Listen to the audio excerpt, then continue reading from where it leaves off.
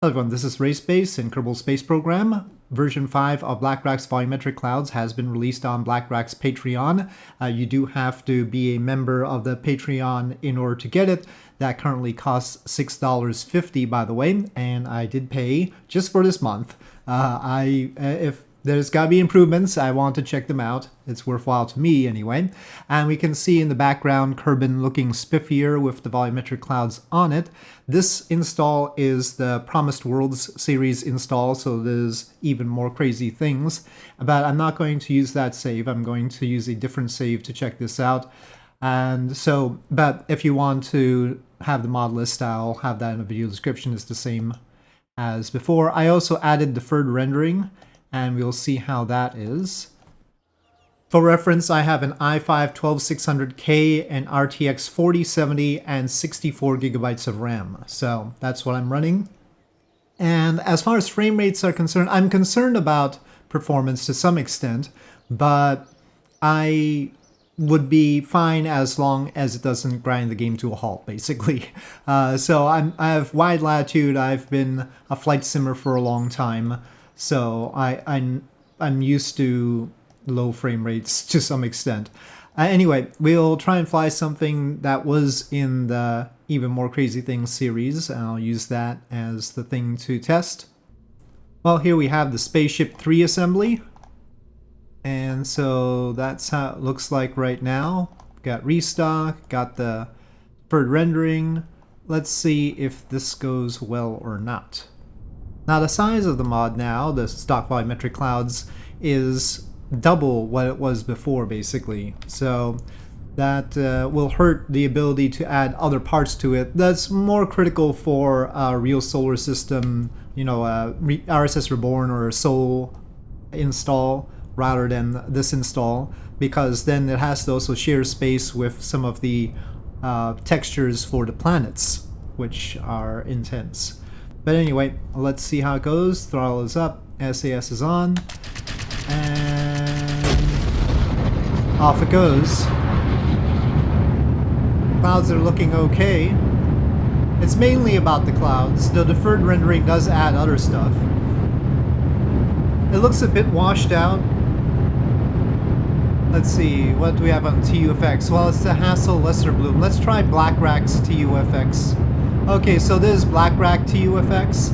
This is the Stephen Hassel Lesser Bloom that I usually use. We'll go with the Blackrack version. Now it's really cool. I mean, when I say cool, blue. When I say warm, that usually means orange. So on the orange end of things is warm. I mean, I think on the whole, this is a more classic look, obviously. And then that's too much, really. This is the default. So the Blackrack TUFX is very close to the default. So between default, which is like this, and Blackrack TUFX seems to be a little bit darker. Default flight is like this. Well, default flight, yeah, still darker than the default flight by a bit. So at altitude we have some of these clouds here. There are multiple layers of clouds, clearly. Okay, that's it for the boosters.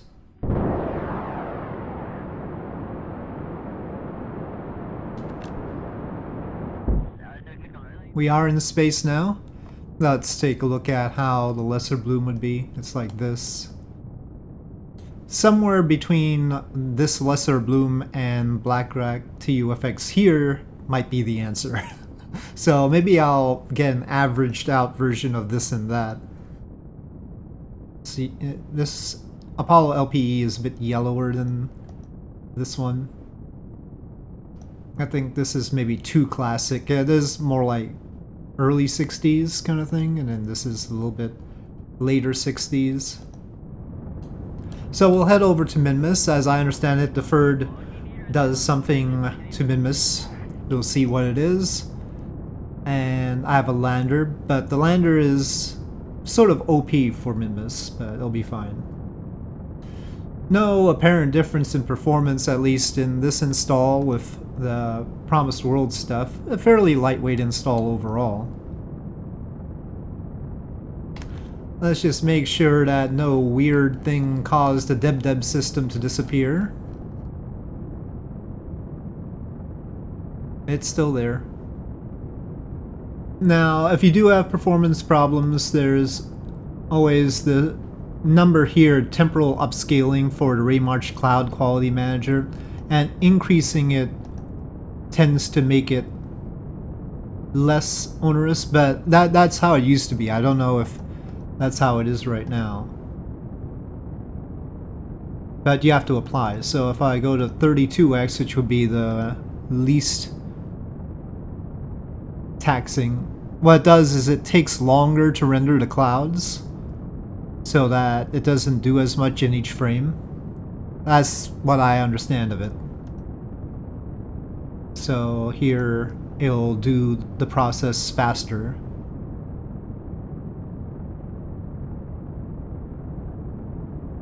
Well, I think we'll probably agree that this is actually the better look here. This has bolder colors. This is sort of a more classic space look. Okay, we are in orbit, and let us transfer to the moon. Not the moon, Minmus. Well, as far as the look with the sun in the background, this is how it is.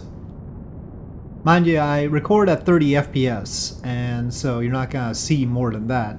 I have previously tried putting out videos at 60 FPS, but mostly the Sims don't actually give me 60, and besides that, people didn't seem to notice or anything. I didn't notice any benefit from that, and it takes twice as long to encode and to upload, so 30 seemed fine. It's more cinematic anyway. I really should record at 24 FPS, which is the traditional movie frame rate.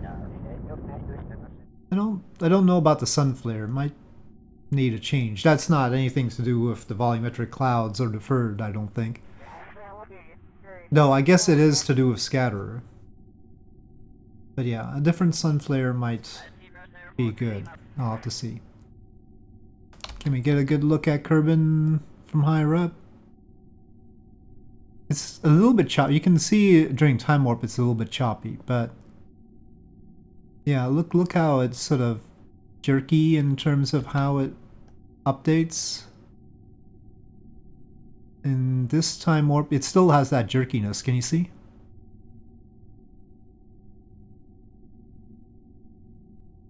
Though, if RSS Reborn, well, in that case, Earth was very blurry during time warp, so maybe this is trying to help out with that. I'm not sure.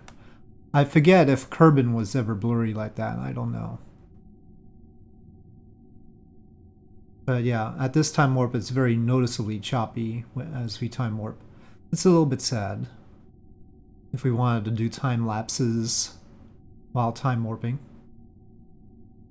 Well, if I wanted to use the ion engines for this burn,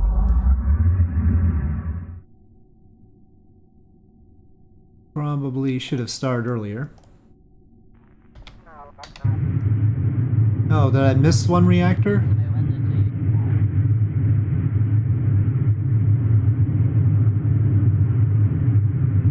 Oh, all our reactors are on. Okay, now it's recharging. I wondered why it was having a problem. Okay. Oh, it's pretty quick. It's not like those Realism Overhaul ion engines. Okay, we have our approach to Minmus, not as close as I was intending. Well, from a distance, nothing too surprising about Minmus. Using the ions to capture here. Well, with this lighting, Minmus sort of looks like a alien skull. You could sort of see that. Apparently the reactors take some time to adjust to the power draw from the ion engines. Okay, that's close enough. We're in a nice enough orbit around Nimbus, and it's the flats that are apparently looking different, though not on the map view, so we're gonna have to take the lander in order to check it out. It's a little bit choppy here, so whatever is going on here, it is choppy. Okay.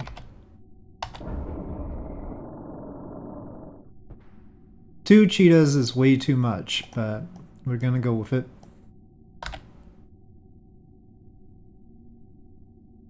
Let's see how they look close up. I need to get a better skybox though. I do have many to choose from, but just haven't gotten around. I guess for the approach, we'll go with the TUFX from Blackrack here. Okay. So there's supposed to be more shininess. Certainly shiny in the map view now, with the sun really glaring on it. Yeah, with the sun directly on it, we can tell the sort of different texture. Nothing on the craft itself, though. I need shinier craft. I'm a fan of Textures Unlimited, and I make my own ships very shiny. I'm gonna need to... I need Textures Unlimited for restock.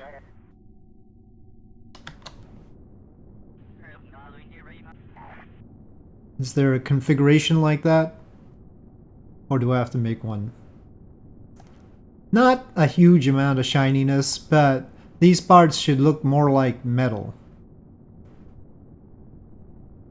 These plumes are weird.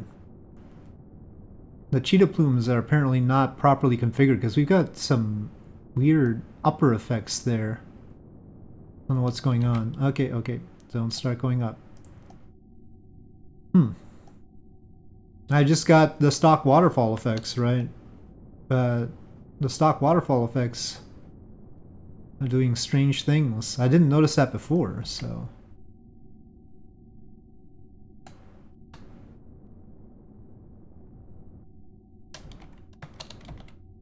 Whoa, okay. Okay. That's the shiny reflectionness. I think that isn't the effect that's okay. What is it even reflecting over there? I understand the mountain here. It doesn't look quite right. I don't know. I haven't been in the Arctic personally, but